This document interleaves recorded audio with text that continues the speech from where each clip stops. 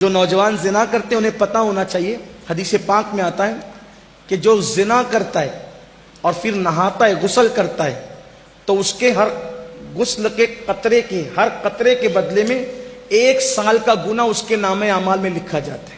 تو جتنے قطرے ہوں گے اتنے سال کا گناہ اس کے نامہ اعمال میں لکھا جائے، اور جتنے قطرے گرتے ہیں زنا کے غسل کے بعد اس سے شیاطین پیدا ہوتے ہیں، وہ سارے شیاطین قیامت تک پاپ کریں گے، اور ان سب کے پاپ کا عذاب اس کے سر ڈالا جائے گا جس کے زنا کے غسل سے وہ شیاطین پیدا ہو۔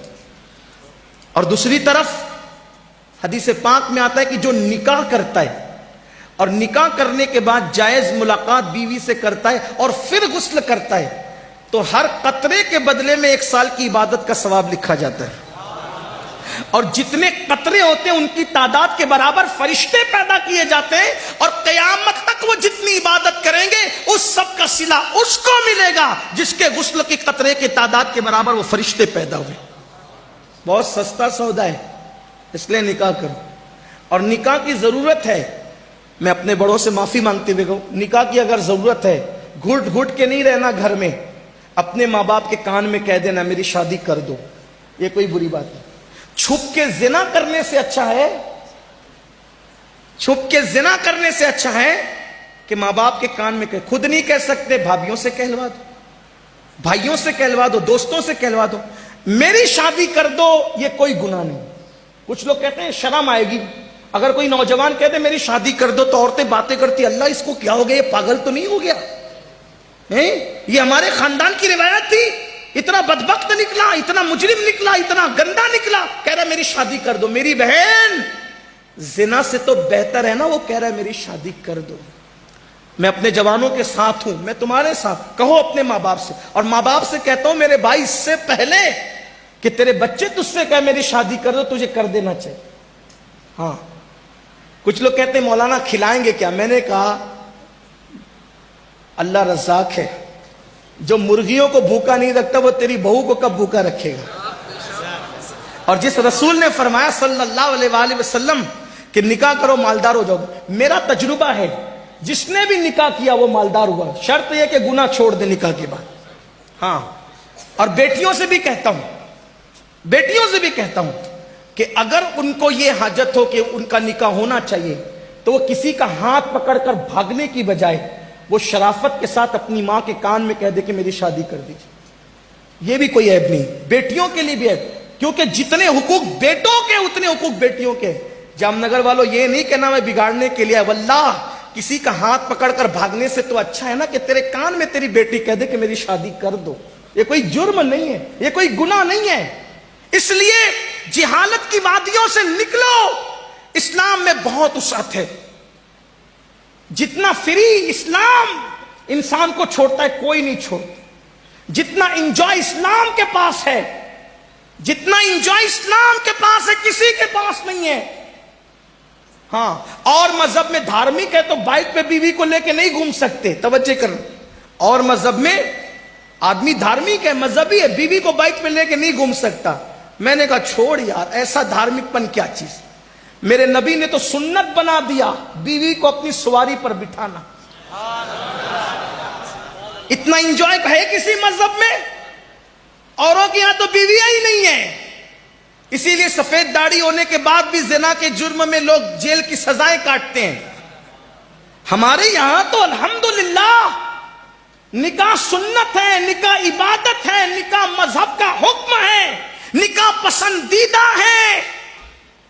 نکاح کرنے سے ارے یہ کیا ثواب کم ہے کہ جتنے غسل کے قطرے اتنے سال کی عبادت؟ ذرا کاؤنٹ تو کر لو، مجھے بتاؤ نا، ہے کسی مذہب میں؟ میں کسی مذہب کو گالی نہیں دے رہا ہوں، لیکن اپنے مذہب کا حسن بیان کر رہا ہوں۔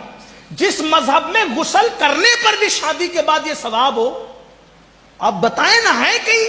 فرشتوں کی اتنی تعداد پہ پیدائش ہو رہی ہو، عبادت کر کے ان کا اجر ہمیں مل رہا ہو، تو کوئی بیوقوف ہے، کوئی نادان ہے خود کی بیوی کو چھوڑ کر زنا کے اڈے پہ جائے گا؟ یہ فضیلتیں اسی لیے بیان ہوئی کہ جرائم پر روک لگے۔ تو میں کیا عرض کر رہا تھا، اور جگہ یہ ہے کہ جو دھارمکتا یہ ہے، بیوی کو بائک پہ لے کے نہیں گھوم سکتے، لوگ کیا کہیں گے؟ میں نے کہا میرے نبی نے تو سنت بنا دیا، اپنی سواری پر اپنی ازواج پاک کو کیسے؟ ایک خوبصورت سا واقعہ یاد ہے، ہم حضور کی سیرت بھول گئے. بڑی معذرت کے ساتھ یہ بھی کہتا ہوں، ہیرو کرکٹر اس کی زندگیاں یاد کی، حضور کی سیرت ہی یاد نہیں کی. اور حضور کی سیرت ہم نے نہ کبھی پڑھی. اچھا جب کبھی یہ بیان کرو نا، لوگ کہتے ایسا ہے، ہم نے تو کبھی نہیں سنا. تو نے نہیں سنا تو اس کا مطلب کیا ہے ہی نہیں. آدمی جو چیز نہیں جانتا اس کا دشمن ہوتا ہے. نہیں سنا تو بھئی آپ کو سننا چاہیے تھا نا، نہیں پڑھا تو آپ کو پڑھنا چاہیے تھا. خیبر کے موقع پر حضور علیہ السلام کی ایک پیاری زوجہ حضرت سیدہ صفیہ کا نکاح ہوتا ہے. اور صفیہ پاک کا جب نکاح ہوتا ہے تو صحابہ کرام کے درمیان ایک اختلاف ہو جاتا ہے. کچھ لوگ کہتے ہیں کہ خیبر کے سردار کی بیٹی حضور کے پاس کنیز کی شکل میں لائی گئی ہے، تو کچھ کہتے ہیں حضور نے اس کو اپنی کنیز بنا لی، سردار کی بیٹی کو اپنی کنیز بنا لی. کچھ لوگ کہتے ہیں نہیں حضور نے نکاح کیا، کچھ کہتے ہیں کنیز بنائی. کچھ تو صحابہ میں سے کوئی کہتا ہے چھوڑو ابھی بحث نہ کرو، بات نہ کرو، ابھی دیکھیں گے.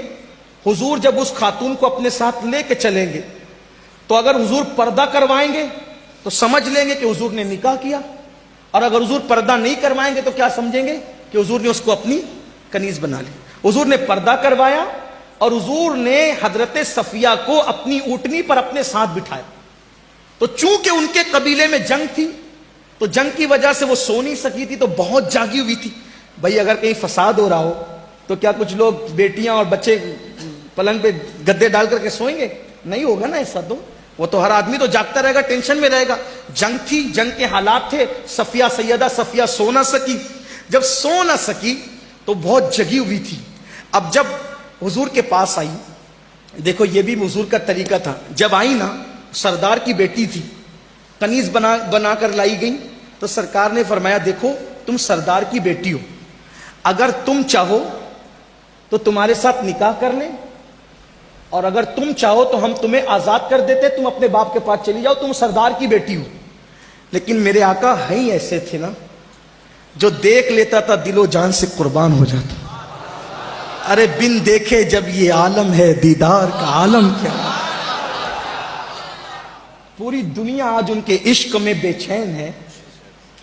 کہنے والے کہہ رہے ہیں اور مزے میں کہہ رہے ہیں، الروح فدا کا فزد حرقا یک شولہ دیگر برزن عشقا، مورا تن من دھن سب پھونک دیا، یہ جان بھی پیارے جلا جانا. آخر لوگ ان کے عشق میں جلنے کی بات کر کیوں رہے؟ وہ ہے ہی ایسے. تو جب بغیر دیکھے یہ جان بھی پیارے جلا جانا ہے، بغیر دیکھے یہ عالم ہے، تو صفیہ نے پورا وجود ناز اپنی آنکھوں سے دیکھا.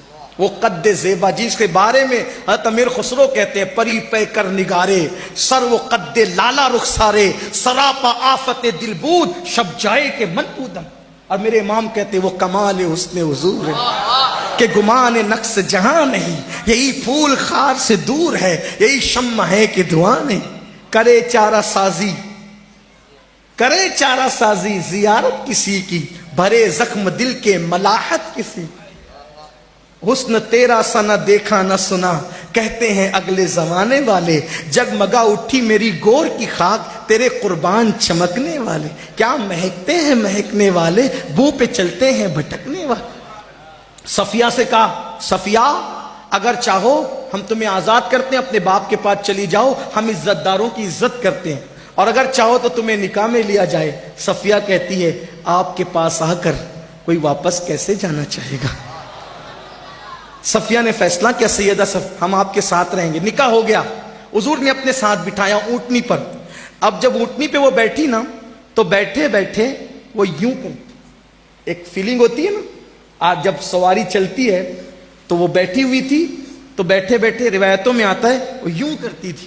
وہ جب یوں کرتی تھی نا تو حضور اپنا ہاتھ ان کے سر پہ رکھ دیتے تھے، اور ہاتھ سے ان کو، اپنے ہاتھ سے ان کو یوں سہارا دیتے تھے، اور کہتے تھے صفیہ صبر کرو تھوڑی دیر میں منزل آ جائے گی. صفیہ صبر کرو تھوڑی دیر میں منزل آ جائے گی.